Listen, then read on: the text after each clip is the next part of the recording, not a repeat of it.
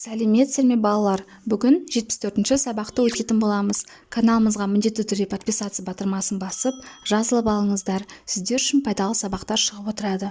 Апатты табиғи құбылыстар, барыс септігі. Мәтіндерді салыстырып түрлерін ажыратамын. Сөйлемдерден барыс септіктегі сөздерді табамын. Барыс септік жалғауларын білемін. 46-шы жаттығу. Мәтіндерді оқып, өзара салыстыр. Үйден өрт шыққан жағдайда өрт сөндірушілер итті іште қалған балаларды алып шығаруға жұмсайды. Осындай бір ит Лондонда 12 баланы өлімнен аман сақтап қалған. Оның аты Боб екен. Бірде үй өртенді. Өрт сөндірушілер әлгі үйге келіп жеткенде алдарынан бір әйел жүгіріп шықты. Ол жылап тұрып үйде 2 жасар қызының қалып қойғанын айтты.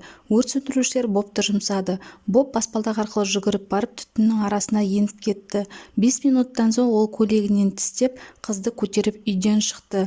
Ана қызының тірі екенін көргенде қуанғаннан көз жасын төгіп құшақтай алды. Өрт негізінен электр желісі мен газ баллондарын дұрыс пайдаланбаудан болады. От жағатын жерлерде пеш ақаулы болса, ол да өрттің шығуына себепші болады. Қолына сіріңке ұстап ойнаған балалардың абайсыздығынан өрт жиі шығады. Қайсысы ғылыми танымдық мәтін, қайсысы көркем мәтін? Өз ойыңды дәлелде. Біріншісі көркем мәтін, себебі әдеби тілде суреттелген. Ал екіншісі ғылыми танымдық мәтін, себебі нақты ақпараттар ғылыми дәлелдермен келтірілген. Өрт қауіпсіздігі ережелерін білесің бе? Өзің өрт қауіпсіздігі туралы ереже құрастырып көр. Сіріңкені кішкентай балалардың қолы жетпейтін жерге қою керек. Газ плиталары және басқа да тоққа қосылатын приборларды уақытылы сөндіріп жүру. Жанғыш заттарды газ плитасы жанына қоймау. Өрт сөндіру қызметінің номерін жатқа білу. Алғашқы көмек көрсетуді білу. 47-ші жаттығу. Тиісті тыныс белгісін қойып, көшіріп жаз. Адамның киімі өртенсе, суға түскені дұрыс. Су болмаса, топыраққа аунатып, үстіне құм шашу керек. Қарамен жазылған сөздерге сұрақ қой. Бұл сөздерді сөз құрамына талдап, олардың жалғауына назар аудар. Суға, топыраққа деген сөздер неге деген сұраққа жауап береді. Барыс септігінде тұрып, тұрлаусыз мүше қызметін атқарады. Барыс септігіндегі зат есімдер кімге, неге, кімдерге, нелерге, қайда деген сұрақтарға жауап береді. Барыс септігі атау септігіндегі сөзге ға, ге, қа, ге қосымшалар жалғану арқылы жасалады.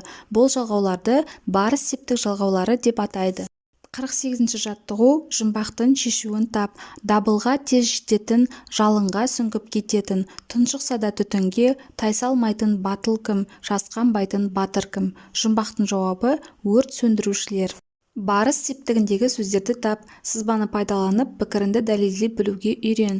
Бұл барыс септігіндегі сөз, өйткені ол кімге, неге деген сұраққа жауап беріп тұр. Сөйлемде тұрлаусыз мүше болып тұр. Дабылға, жалынға, түтінге сөздері барыс септігінде тұр. Себебі неге деген сұраққа жауап беріп, тұрлаусыз мүше қызметін атқарады. 49-ші жаттығу. Тыйым сөздерді оқып, жатқа жаз. Күнге, айға қолыңды шошайтпа, отқа түкірме, суға қоқыс тастама. Барыс септігіндегі сөздерді тауып, оларға сұрақ қой. Күнге, айға, отқа, суға сөздері барыс септігінде тұр. Бұл сөздер қай сөзбен байланысып тұрғанын сызбамен көрсет. Шошайтпа, түкірме, тастама баяндауыштармен байланысып тұр. Шығармашылық үзіліс. 50-ші жаттығу.